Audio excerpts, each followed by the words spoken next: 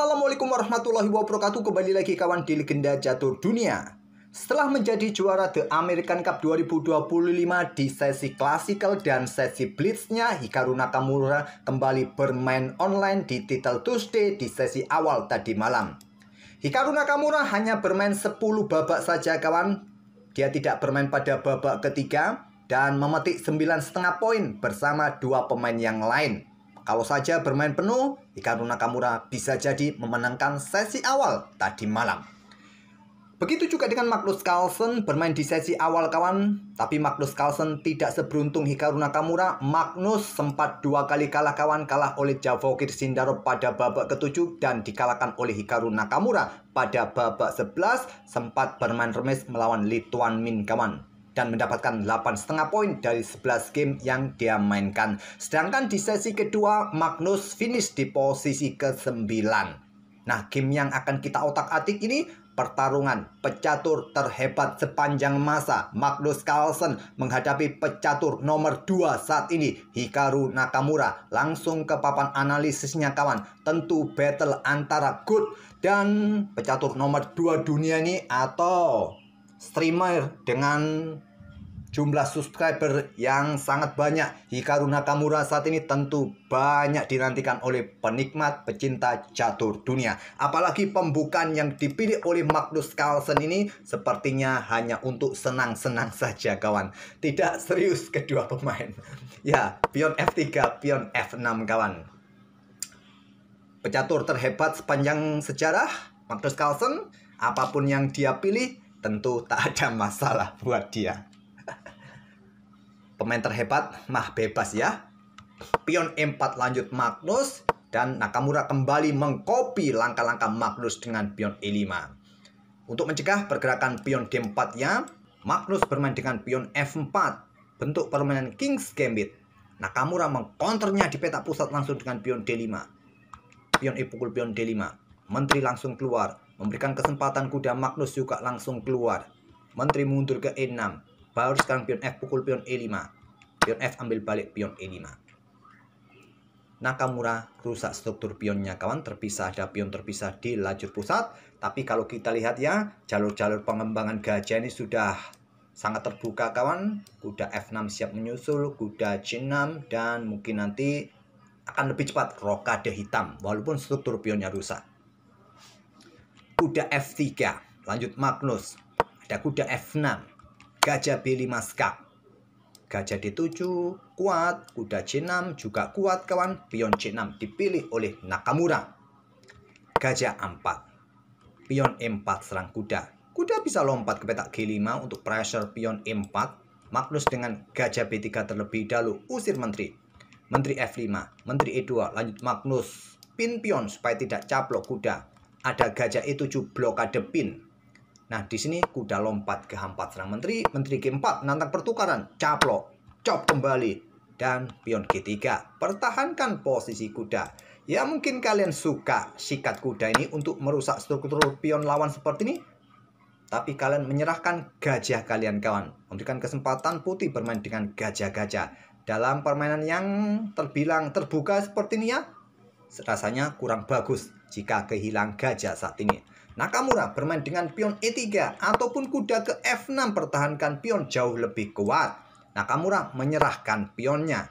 Dan di sini Magnus sudah saatnya amankan raja rokade.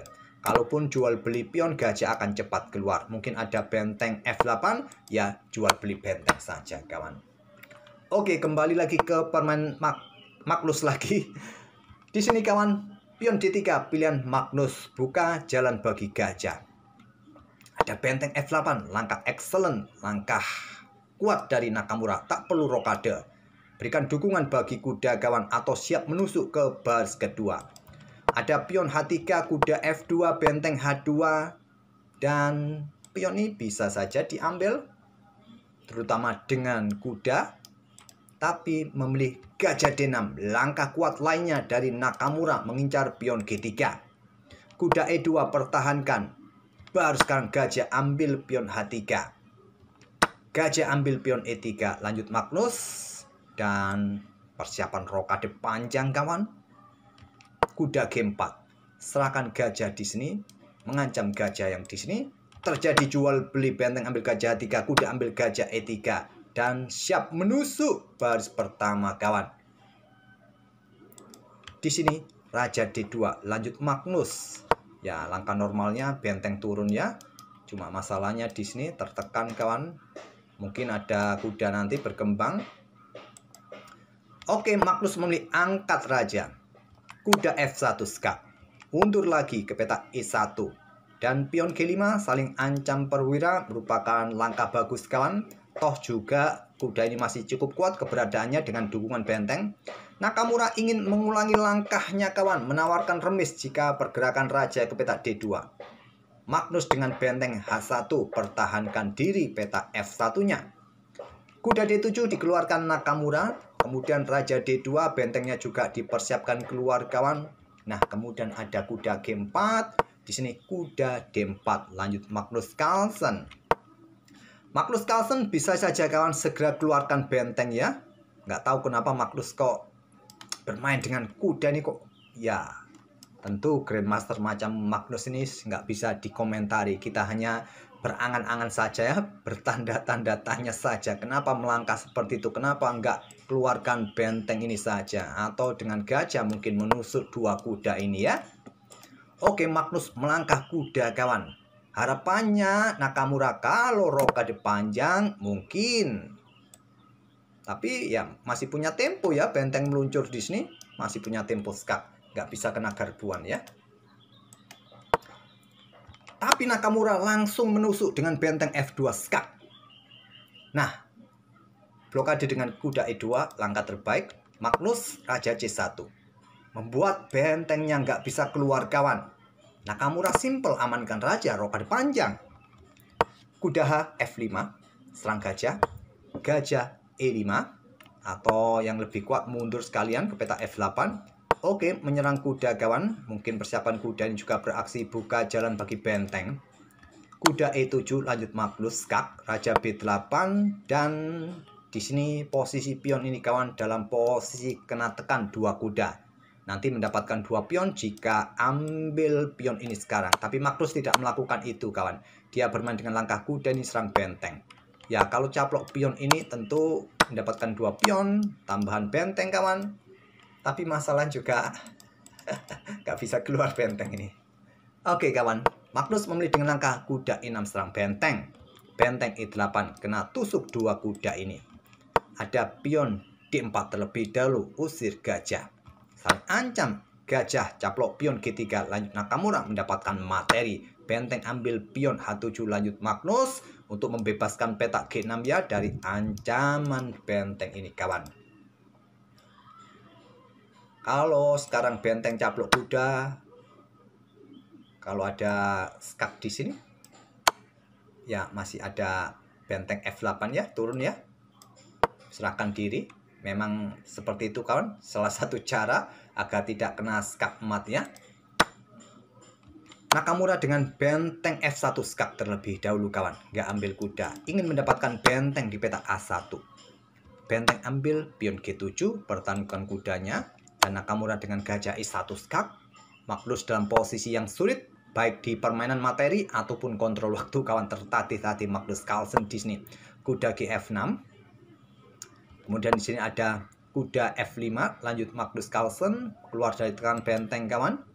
Gajah B4, segera keluarkan bentengnya kembali. Pion C3, dan kalau kita sih ya tarik saja mundur ya. Tapi tidak dengan langkah kuda F8. Langkah excellent lagi kawan, excellent lagi dari Nakamura. Setelah benteng F7, kuda caplok kuda E6, Magnus Carlsen sepertinya sudah kehabisan waktu kawan. Sudah nggak perlu kita lanjutkan lagi ya. Anggap contoh benteng ambil kuda F6, ada kuda F4 double check, raja mungkin ke petak F3, bisa disusul dengan benteng F1 check, raja G4 di sini, ada kuda mungkin bergerak ke petak D5 dan seterusnya. Tak perlu kita lanjutkan lagi, memang ancaman skakmat masih cukup jauh, tapi Nakamura tentu unggul materi kawan dengan kekuatan sepasang bentengnya. Tak perlu kita lanjutkan lagi. Oke, semoga permainan dari pemain-pemain terbaik dunia saat ini, Haruna Nakamura ataupun Magnus Carlsen bisa menghibur kalian. Dan sepertinya tadi malam kalian juga tidur nyenyak setelah timnas kita menang kawan. Alhamdulillah. Oke, kita akan bertemu di video-video berikutnya. Terima kasih. Wassalamualaikum warahmatullahi wabarakatuh.